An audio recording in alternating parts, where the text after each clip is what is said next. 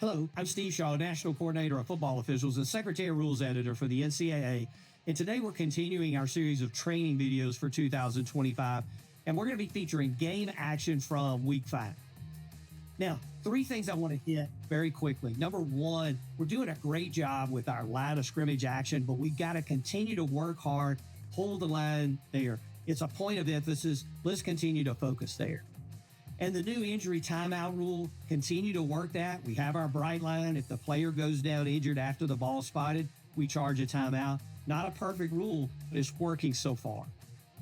And then end of game scenarios, opportunity for improvement there across the board. And we need to take advantage of our crew meeting at the 2-minute timeout. Make sure we get everybody there, get everybody refocused on the same page and ready to work those last 2 minutes.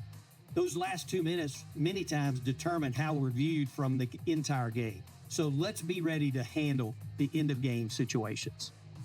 Finally, a point of information. We're averaging 3.86 punts per team per game, and that's the first time in modern history that number has gone below 4, and we were at 5 punts per team per game as late as 2015. Why? We all know the answer. The new analytics, the go-for-it mentality, turning a lot of traditional punt downs into 4th down scrimmage downs. So those are big plays. Let's be ready on those plays. With that, let's get on into our video. Our first play is 2nd and 5 at the -30. The quarterback drops back, throws, and the ruling on the field is going to be a catch, good for a first down. Now, as we get our first replay, we can see that there's smoke here. The receiver may not have made this catch.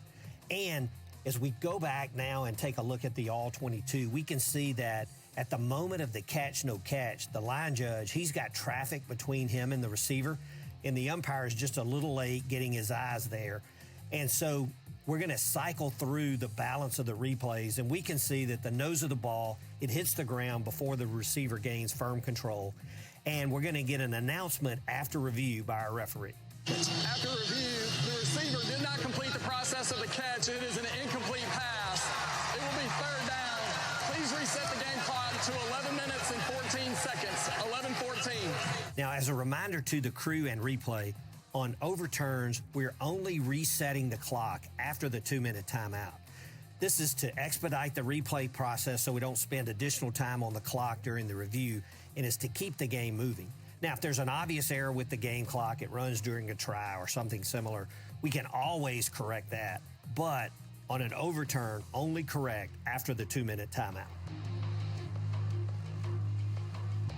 Play 2, we get a pass down the far boundary. The receiver goes up, makes the catch, and there's a big hit by number 0 of the defense. And we're going to get a flag down from our field judge for targeting a defenseless player. Now, as we go back and take a look, the first replay looks like there may have been a lot of shoulder to the chest, and that's what the coach thinks as well. But we get additional replays that are very helpful. And remember, when it goes to replay, we must confirm all aspects of targeting. And so first, we know we have a defenseless receiver here. The defender, there's a launch up, he lowers his head, so there's an indicator of targeting, and there is no question there's forcible contact to the head or neck area of this defenseless receiver. So replay can uphold the call of targeting. This is good work on the field to get the marker down. Good job in replay to uphold the call. And again, this is the type hit we want to get out of our game. Play 3, the offense has 3rd and 10. The quarterback's going to throw out to the near side. The ball is caught, and the receiver drives right to the first down line. But we know by rule, when the ball carrier's helmet comes completely off, the live ball becomes dead at that point. And we see, even though the receiver got near the line to gain, the helmet came off back right about the -45, and that's right where our headline judge is going. He's killing the clock for the helmet off and correctly spotting the ball. Now, we know this rule is in place for player safety, and if a player other than the ball carrier loses their helmet, it doesn't end the play, but when that helmet comes off, that player may not continue to participate in the play other than their immediate continuing action. But when the ball carrier loses their helmet, we kill the play immediately at that point, stop the clock to send the ball carrier out, and get a great spot. This is well done. Play 4, we've got a lot going on. We see that the quarterback, he fakes to the back, he keeps, runs to the right, he stays behind the line, he pitches the ball back to a teammate who's going to throw downfield to a wide open receiver who catches it and then runs for an apparent touchdown. Now, there's a flag down, and we get a quick and efficient announcement by our referee.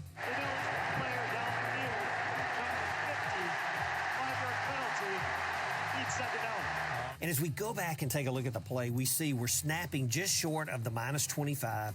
And as we follow number 50, the center, he's at least 4.5 yards downfield at the release point. So he's clearly downfield. And finally, if we look at the all-22, we see that the headline judge, he stays home on this play. He does his job, and he's going to get the marker out without hesitation just after the pass crosses the neutral zone. Well done.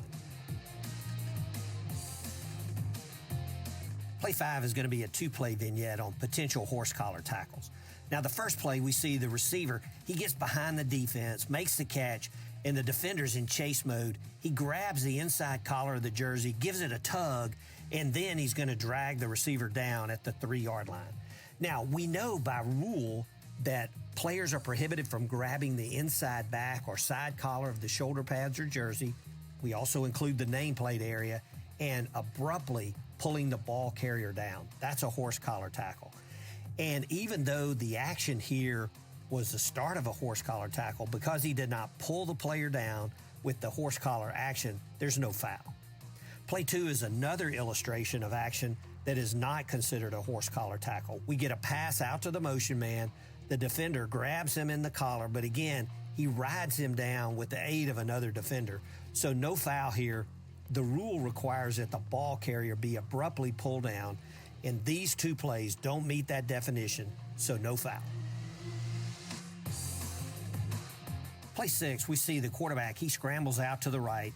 He's going to throw to a receiver right near the boundary and the pylon, and the ball is caught, but the field judge, he throws his hat and then throws his flag. And the ruling on the field is that the receiver went out of bounds on their own and was the first to touch the pass, thus a foul for illegal touching. Now, we know a receiver going out of bounds is reviewable, and as we take a look at the play, we see that the receiver, he tight ropes the boundary. That last step in the field of play, the left foot, it's very tight, but it's in bounds. He doesn't touch the pylon, which would have put him out of bounds also. He makes the catch with the right foot down in the end zone, so replay can come in. The receiver stays in bounds, and they're going to overturn the call to a legal catch and a touchdown for the offense. This is a tough play for the field judge.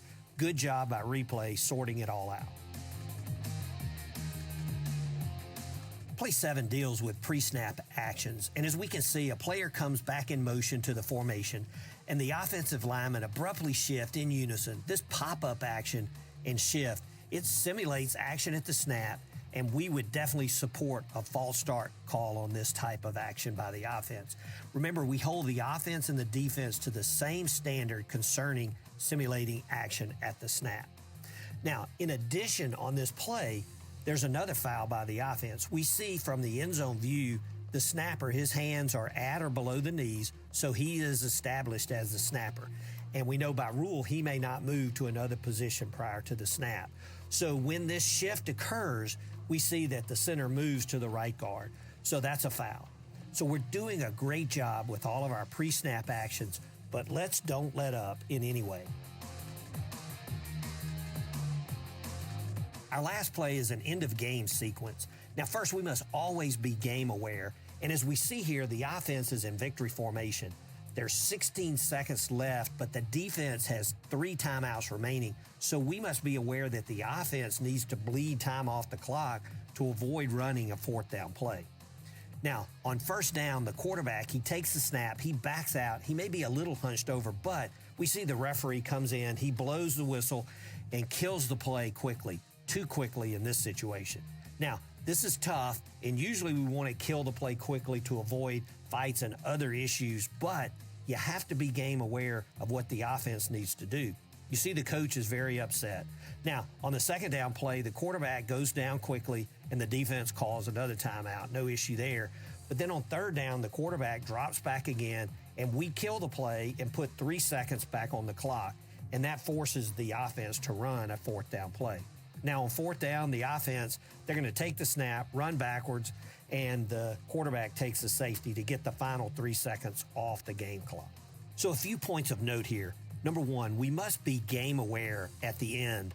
If a defense has 2 timeouts versus 3 timeouts remaining, this changes the dynamic for the offense. Number two, if the offense needs to bleed time off the clock, make sure the ball carrier is aware he needs to stay upright so there's no confusion as to simulating taking a knee. And finally, communicate up front with players and do our best to keep law and order in these type situations. Well, that's it for our plays this week, and let's take these and learn from them. Let's talk about them in our pregame conferences. We want quality fouls, nothing technical, make it be there. We want to be good dead ball officials and great communications, especially with coaches, courtesy, and use your winning words. Let's concentrate on every play. You never know what play is going to determine the ball game, and display integrity, courage, and poise. That's so critical. Good luck today, and let's keep hustling.